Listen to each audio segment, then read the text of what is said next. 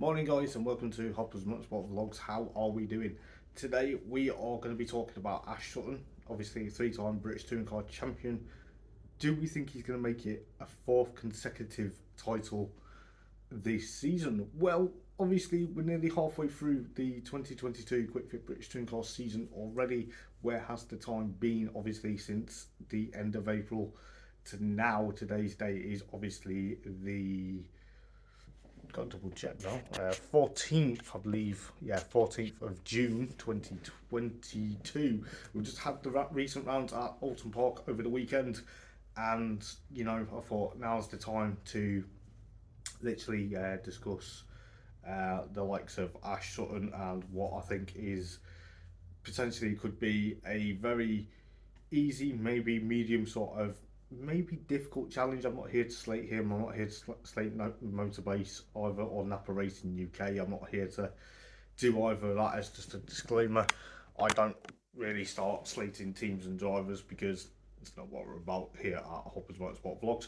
So, yeah, what do I think to Ash Sutton potentially winning his fourth consecutive title? Do we think he's going to have it in the bag, or do we think he's going to struggle within the likes of obviously having the results? Okay, he's been consistent, he's been on the podium there and then, but he's had quite a few where he's not been on the podium. He's had obviously race 3 at Alton Park at the weekend where he got caught up trying to avoid the accident between obviously Colin Turkington and of course Dan Lloyd.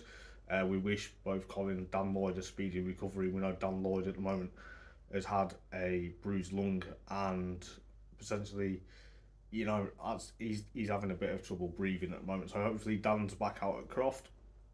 But with Ash Sutton taking to the grass to avoid that, it chopped him down. He had to pit after the first lap to remove grass from the radiator, otherwise the car would have overheat. So he had a couple of seconds in race 1 and race 2. So it's obviously race 3 is a bit of a downer, and yeah, okay, to finish outside the point or potentially near the point, especially if you're fighting for your fourth title, it may be difficult. Yeah, he's currently, I think he's third in the championship, maybe second, I can't remember top of my head, but to see that have a bit of a blip, should we say, after getting a trio of podiums at Thruxton a couple of weeks ago, it just seems that, is it going to be a challenge to get that fourth title? I think in a way, when he first won the title, obviously with BMR in a Subaru Levorg, the car was in its second season, so it'd been updated, it'd been major changes throughout that period of time. But obviously, 2017, soon to be like, well, yeah, okay, Ash Sutton, he's a new kid on the block. He won a race in the MG6 GT back in 2016 at Croft. But, to see exactly with him trying to get the title, he lost the title to Colin Turkington in obviously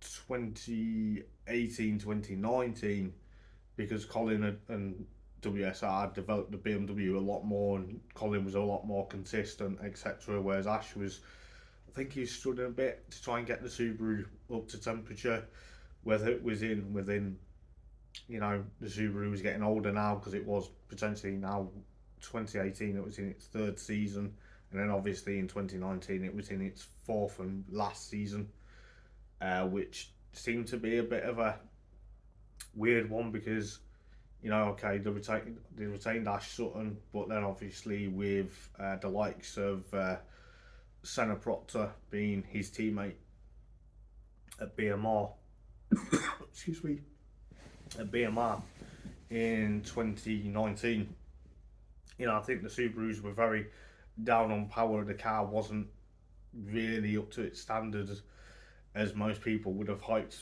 when it entered in 2016. But then obviously,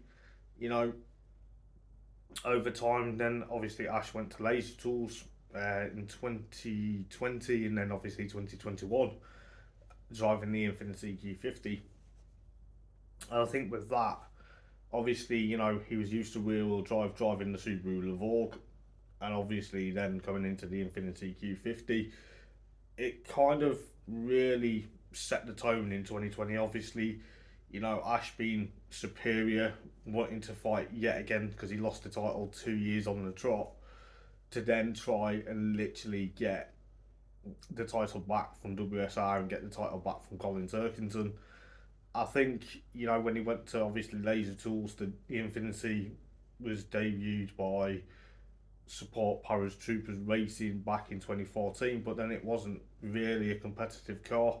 I know Aidan Moffat brought it in for the second half of 2019 because obviously, excuse me, second half of the season at Snetterton in 2019, Aidan Moffat brought the Q50 into the championship to try and develop it, and he was going to say, well, that's what we're going to run instead of the Mercedes for potentially 2020 and beyond. And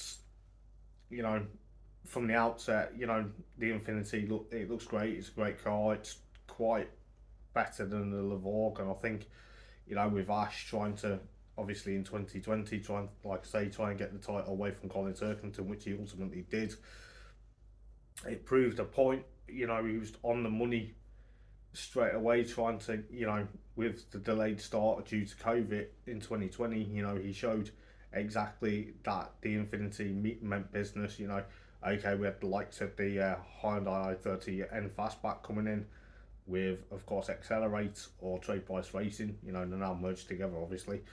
But, the i30 was kind of new, so obviously that was a bit of a game changer. But obviously with Ash Sutton driving the Laser Tools Infinity Q50 alongside Aidan Moffat, also with having a bit of help from Team Hard, which seemed a bit thereabouts. But obviously, Ash is a very established racer. He's obviously won races in the past. He knows how to win the title as well. So what was going on within the move to Laser Tools? Was it because BMR weren't going to run the Lavorg and a lot's happened in the background? So then Ash was looking at options, thinking, well, I want to try and take away that title from Colin and WSR, obviously West Surrey Racing. And I think that's what he ultimately wanted. He wanted to become another champion. So taking the 2020 crown with obviously the later start due to obviously COVID lockdowns and COVID restrictions, to do the whole season, essentially 9 out of the 10 rounds. Obviously they had only 27 races out of the 30 races altogether. I think that was a massive achievement altogether from Toka and the touring car drivers themselves, but to do it behind closed doors with no fans watching, you must think, well, I've proved a point now that I can become a double touring car champion. So obviously Ash, his driving skill is good as it gets. He isn't that sort of person who tends to be robust. He tends to be a bit more like, if I go for a move, I'm going to go for the move. I'm going to make sure we both get out of it okay. Or he goes for that approach where he's got that move, he's got the race lead, or he's got such forth memento that he can push on. And I think the way looking at it from the perspective of obviously last year, he was in his second season with Laser Tools in the Infinity Q50. We knew for the outset it was going to be quite a very interesting season, 2021. But with 2020, with the likes of obviously Colin Turkington now trying to make it potentially 5 titles to his name, it was kind of like, with Colin's disastrous look at Thruxton as well as Croft in 2020, Ash was like, well, your loss is my gain. So he's leading the championship, and he led it for quite some time. And it was quite interesting to see exactly what was going on. But in the meantime, you had the likes of in 2021, you had the likes of Tom Ingram gone over from Speedworks in the Corolla and obviously driving for Speedworks for so long to go to Accelerate and drive the i30N fastback and potentially put that in a position where they were doing so well with like winning a few races here, there, and there. And Tingram was in a chance to try and win the title, and the likes of Jake Hill, because Jake Hill obviously got a win at Croft and a win at Silverstone, but to be consistent, he was there. I think Colin was also in a shout of the championship. Josh Cook, you know, there's quite a few drivers in that sort of area with Ash Sutton, and I think with Ash, you know, to get that potential third title last season, which he ultimately did, it just shows how strong the Infinity was getting and getting and getting. And come to the last meeting, obviously at Brands Hatch, you know, he finished thereabouts, but you know, with 2021 having a very good lineup of drivers on the grid, such as obviously, you know, Gordon Shedden had come back to the championship, Rory Butcher was on the grid, Tom Ingram, Dan Rowbottom, you know, to name a few, Jason Playtime was back on the grid. Just to name a few drivers that are obviously back on the grid or that were missing 2020, the likes of Robo, Gordon, and of course Jason Plato, to show you know exactly well they were going to hunt for potentially to get on the podium. You know, for a fact, Dan Rowbottom. Sorry to change this slight subject, but Dan Rowbottom trying to compete to get race wins like he did at Alton Park last season. You know, it showed that you know the Infinity can be beaten, but with Ash Sutton's driving and racing manner, he's gone basically to being a champion, a worthy champion. Yeah, is he going to be able to do his fourth title this season? Well, he's gone back to front wheel drive, so he's driving an Napa Racing slash Motorbase Focus ST, which to me seems like that is maybe the boldest move. Maybe it's a move that, you know, he was thinking, well, I've not been retained by Laser Tools for this season. I've done my bit. The lineup at Napa Racing UK alongside Dan Camish sounds potentially the dream team. At the moment, it's kind of worked out 50-50 for both of Dan Cam as well as Ash. But I think to a degree, yeah, I think Ash needs to get more consistent. We go to Croft next for the championship, and you know, obviously Ash has won a race at Croft before, and you know, potentially seeing exactly what could happen with the Napa Racing UK Focus ST. You know, obviously with the hybrid unit now, it's a different ball game. There's no success ballast. You get a certain amount of boost depending on where you are in the championship or where you finish the race, or the races, should I say. But you know, it's a bit difficult. Maybe he's trying to play the ball game where it goes down to the wire and potentially he's leading the championship down towards the latter half of the season from, I'll probably say, from about Silverstone to Brands, so the last two meetings of the season. You know, he's leading the championship.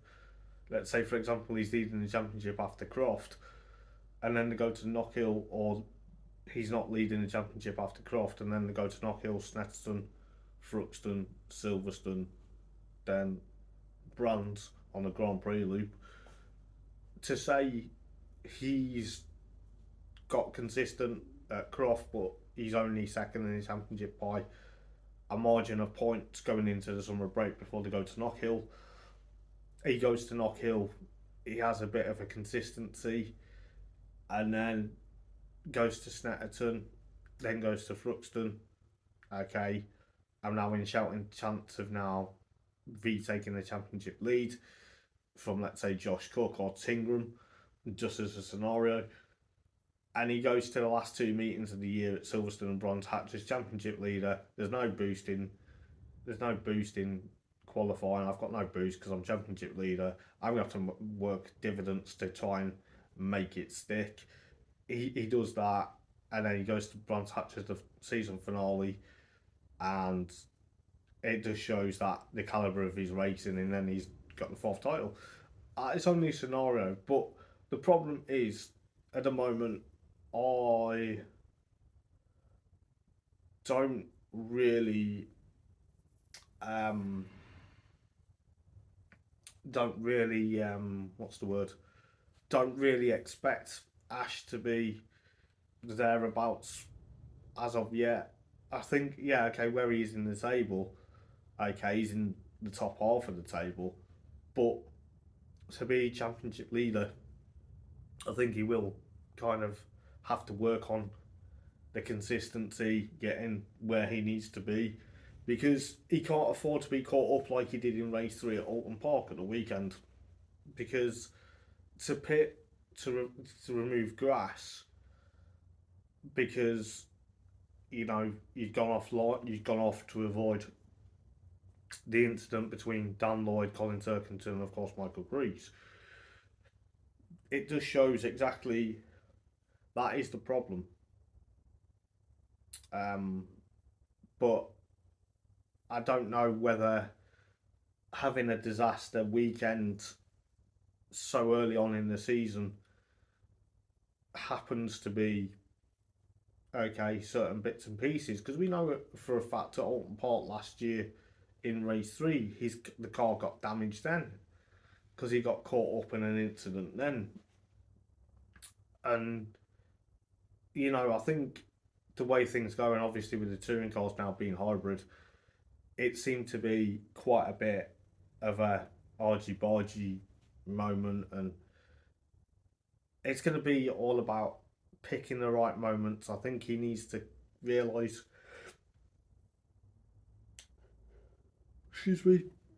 pick and choose where he needs to be. I don't think he's not going to win his fourth title. I think he needs to work to try and get that fourth title. But, let us know in the comments, guys, what you think. Do you think he's going to win the fourth title? Do you think he's going to be thereabouts? Or do you think, maybe he's playing the game where he's expecting the other guys in front of him or around him to falter? Is he expecting the likes of Tingram, Josh Cook to have bad results or have bad weekends? Because, Josh Cook goes now into Croft as championship leader after race 2 at Alton Park. Him and Tom Ingram were tied for the championship lead, which, okay, with one more race to go at Alton Park, Tingram had a disaster, but Josh Cook then still retained the championship lead going into Croft. So Josh has now got no hybrid going into qualifying. So that might prove a curveball, it might be such forth, but it's just showing exactly what's happening with the M Sport engine for BTC racing. And yes, it's something that maybe Ash is waiting for the right opportunity to say, well, okay, maybe I'm taking me time because I'm back in front wheel drive touring car after having so many years in a wheel drive car. So it's taken me a bit more time to adjust back into that frame, back into that mindset. So it seems to be a lot more thereabouts, but I can see what's going to happen eventually, whether the likes of Josh Cook or, of course, Tom Ingram are going to probably try and fight it out. It seems to be a lot of things ongoing, but we'll see exactly how that pans out. But obviously, yeah, let us know in the comments, guys, what you think. Obviously, it's going to be a mega second half of the season after Croft. Obviously, Croft's going to be fantastic.